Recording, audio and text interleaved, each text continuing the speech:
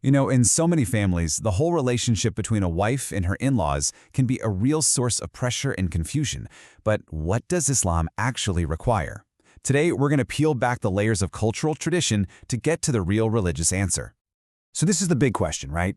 It's the one that causes so much confusion. Cultural norms can create this really heavy weight of expectation. So let's just push all of that to the side for a minute and go looking for the answer directly in the religious sources.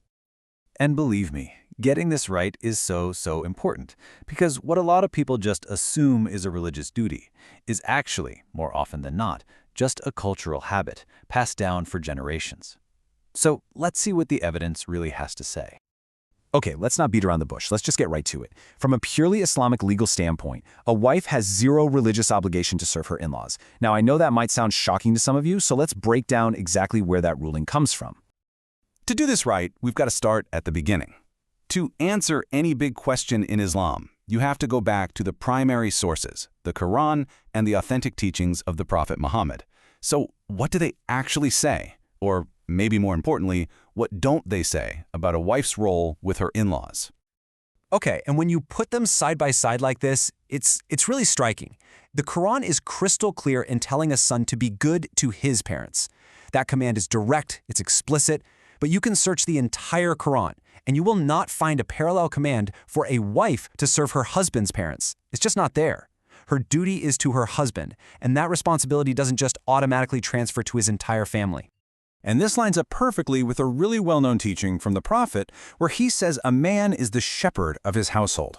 Think about that imagery. The shepherd is the one who's responsible for the flock. That includes looking after the well-being of his own parents. That duty stays firmly with him.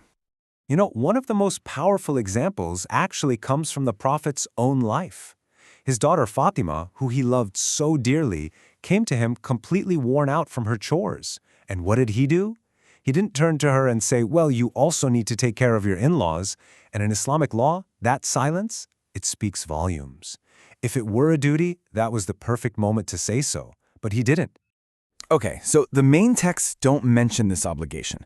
But what about the scholars? You know, the experts who've been studying this stuff for centuries? Well, it turns out they were in, well, remarkable agreement on this. Just look at this. This is huge. Across the board. We're talking Hanafi, Shafi, Maliki, Hanbali, the whole shebang. The greatest legal minds in Islamic history all landed on the exact same page. A wife is not obligated to cook, clean, or serve her husband's parents or relatives.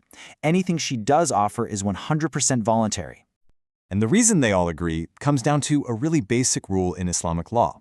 For something to be considered a fard, that's a mandatory religious duty like praying 5 times a day, it needs clear, direct, undeniable evidence from the Quran or the Prophet. And in this case, that evidence just isn't there. And you know what? This same logic, it doesn't just stop at service. It also applies to another issue that causes a ton of friction in families: living arrangements. Let's talk about a wife's right to housing. Let me introduce you to a really important term, haq al-sukna. It basically translates to the right to housing. And this isn't some modern concept, it's an established Islamic right that a husband is required to provide for his wife, and crucially, it guarantees her a private space of her own. The basis for this right comes straight out of the Quran. And when scholars looked at this verse, they didn't interpret it as, oh, just give her a room in the back of the family home. They understood it to mean providing her with her own distinct place, a place where she can have privacy, comfort, and a sense of security. And yep, you guessed it. Just like the issue of serving them, the scholarly consensus here is unanimous. All 4 major schools of law agree a wife cannot be forced to live with her in-laws, she has the religious right to ask for a separate home, and her husband is supposed to provide it according to what he can afford. And really, holding all of this together is this incredibly powerful universal rule from the Prophet Muhammad. He said, La darara wa la dirar, which means there should be no harm and no reciprocating of harm. So, what does that mean in practice? It means this principle is like a built-in safety net. If a living situation is causing real harm, we're talking emotional distress, nonstop fighting, or just a total lack of privacy, then it's not okay for the husband to insist on it. Preventing harm always comes first. So, when you take a step back and look at all this evidence, one big idea keeps coming up again and again, and it's this crucial difference between a forced obligation and genuine, from-the-heart kindness.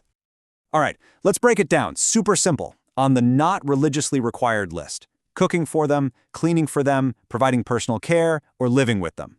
But on the absolutely encouraged list, showing kindness and respect. I mean, that's encouraged for everyone, right? Especially family elders. But these two lists are totally different categories.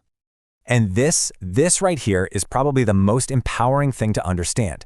Kindness to your in-laws is considered ihsan. It's a beautiful, high level of moral excellence that you strive for. But it is not fard, a mandatory religious duty. And that means if a wife isn't able to or chooses not to perform these services, she is not sinning. She's not being disobedient to God. That distinction is everything. So that leaves us with a final question for you to think about.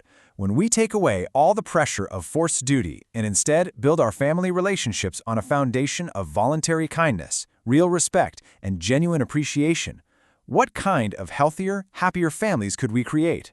Now that is something worth thinking about.